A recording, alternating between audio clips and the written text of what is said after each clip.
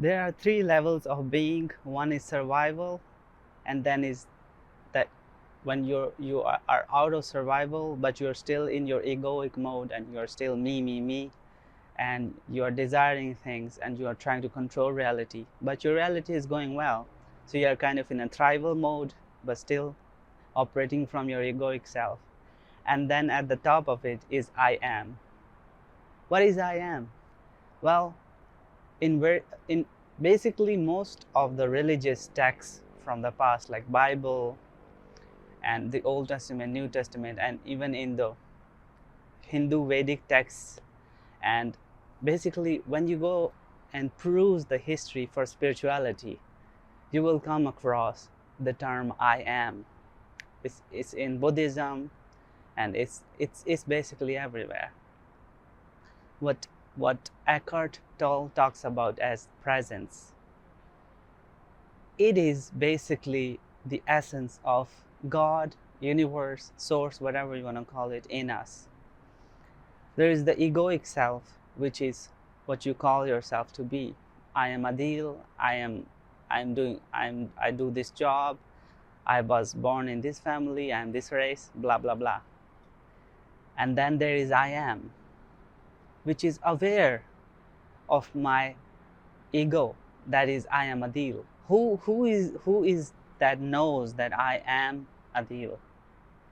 Who is that is aware of my likes and dislikes? This presence behind this body, this mind, these eyes. It is the eyes. It is often said that eyes are the windows to the soul. So when you look at somebody's eyes, you can kind of get a reflection of their soul, what kind of person that is. My I amness is who I really am, who you really are. And I am does not try to control anything. That is the essence of God. That is the creator within us. That is the manifester. That is the link within us with divine. All that is. So my I am is that divine link to the all. In the book The Kabbalion, they describe the universe or God or source as the all. And we are an individualized self of the all. But all of us confuse ourselves with this identity, with our egoic self. And that is the wrong concept of coming into manifestation, because ego wants to control reality. It wants to bend reality to its will. And there's nothing wrong with it. I'm not saying there is anything wrong with it. What I'm trying to tell you, that is the hard process. That is the painful process, because ego is looking at reality from outside, and it wants to manipulate it the way it wants. While your I am is reality. Your I am is the influencer of reality within you. We are all connected to the all, the source, or the superconscious, as some people call it, the superconscious, the divine intelligence. We are all connected to it with our I amness. A small portion of that superconsciousness within us, and we are connected to it. And when our I amness is manifesting everything in our life, it is kind of the communication channel to which it describes what it wants to the superconscious, and then superconscious manifests it in our world. But we confuse ourselves with our ego, and our ego is all about control, self, me. I want it this way, I want it that way, I want it now, I want this person now, this way. If they don't come to me on this day and this exact hour, this stuff doesn't work, and all that stuff. So survival mode, the mode of being, is kind of the worst or the lowest level of being, where you're just barely surviving. You're just going paycheck to paycheck, and in that mode, spirituality, you throw it out of the window. Nobody cares about spirituality and higher level thought when they're in survival mode. So in survival mode, the best thing to do is to take a step back meditate and kind of connect to your I amness, because you are manifesting your life with your I amness, which you are disconnected from. That's the world of duality, right? Duality is I am one small ego and everything else is separate from you, while your I am is oneness, non-duality, unity. So when you are connected to your I amness, you can influence the rest of the world, because you are one with the world, and you can project out your intentions, and your intentions will manifest back at you. But in survival mode, you are anxious, you're depressed, you're fighting the world, you're in a lower level emotions of fear, anxiety, and lack. And so your I amness has no choice but to project that out, that intention out into the world, and then the world reflects it back at you. Again, remember, your I amness is the link to the superconscious, and your I am is on the background, so long as you don't become aware of it. So your ego is feeding it all kinds of junk, and that junk is being projected out as your intention to the superconscious, and then superconscious is manifesting that into your world. So in survival mode, the best thing you can do is get connected with your I amness, who you really are, your essence of being. As Eckhart Tolle calls it, just being, not doing, not thinking, just being, the presence of God, some people call it. And so you will elevate immediately to your I amness, and then you can start to thrive in your life. And the next mode of being, which most of us people who are well off, who have enough money, who are not struggling to feed ourselves, who have roof above their head, so we are kind of in the middle, where our ego is developed enough that we have a good life, but then we're struggling to manifest the life that we want, the life of our dreams. And because, again, still egoic, ego wants to control everything. It wants things in a certain way.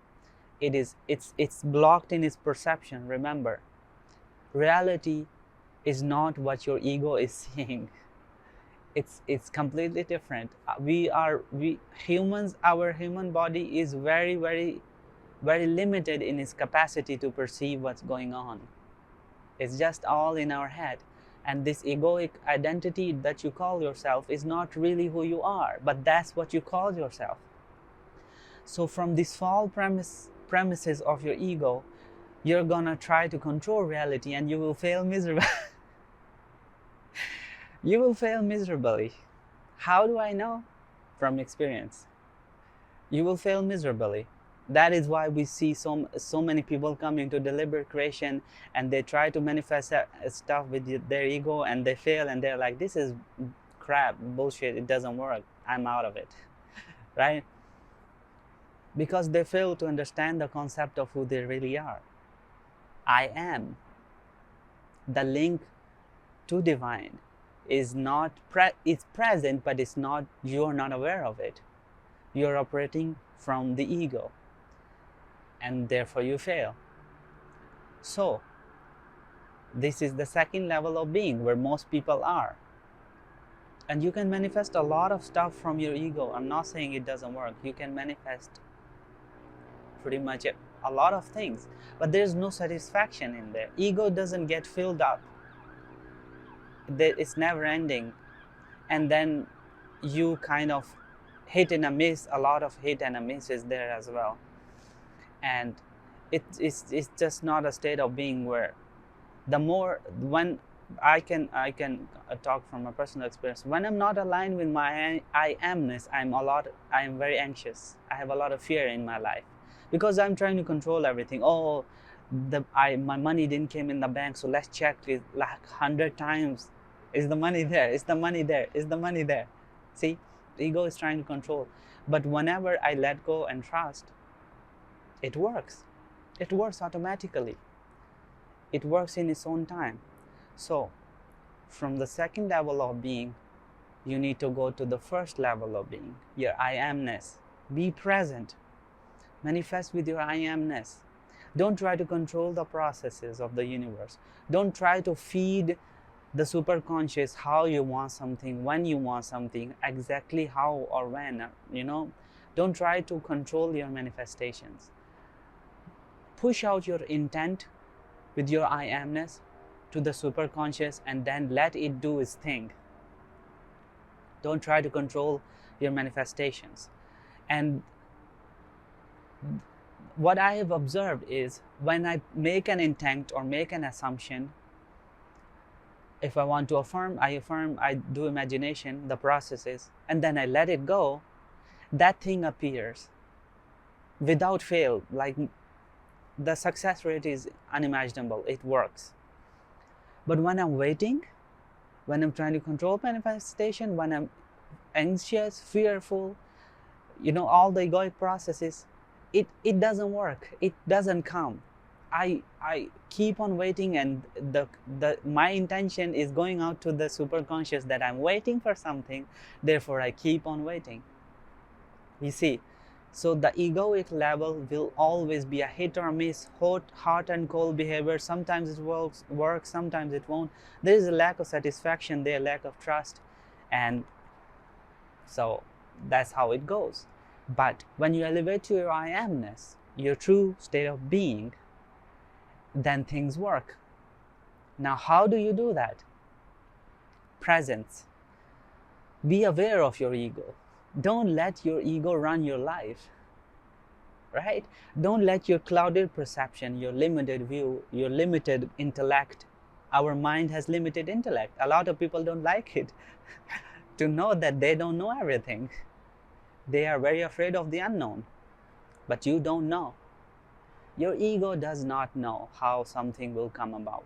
It does not know. Let's just get that out of the way. You don't know. I don't know. So be aware of your ego. Observe it. What is it saying? Whatever it's saying is a limited perception. It does not know the whole picture. So you assume from your I amness, your state of being, of who you really are, and then you let it go. And then you observe your ego. And the best way to kind of keep your presence throughout the day is to meditate at night and kind of be present in your meditation. You don't have to imagine anything, you don't have to affirm anything, just be. Just be. And when you be, you will realize the kind of shit show that goes in your mind, and you will be so aware of your ego. And the more you become aware of your ego, the more you can regulate it throughout the day. And I'm telling you, when I came to deliberate creation, I was coming from the egoic perspective, and I was failing a lot. But the more I'm becoming more and more aware of my ego, and the more I'm trusting my I amness, I don't have to do processes anymore. I just intend, and the thing happens in its own time, because I'm not waiting anymore. I'm not trying to control my manifestation anymore. I intend, I assume, and it happens. Because the egoic element is getting less and less. I'm not saying it's gone. It's not gone. That's the human experience. It probably will never be gone. But because I'm aware of it, I'm not letting it meddle or ruin my manifestations or my intentions. I'm not letting it cloud or put garbage into my intention and set it out to the superconscious. I am aware of what it's doing all day. I'm aware of its judgments and its perception, and then I am kind of easily removing it out, the garbage out of my existence, and I'm filling it more and more with my I amness. And so it is. The results are speaking for itself, and I feel more at peace. The best part, with your presence, with your I amness, life is easy. Life is more, you have more contentment in your life. You're more at ease. With egoic life, you will always be drained because your energy is always focused outwards and you are drained.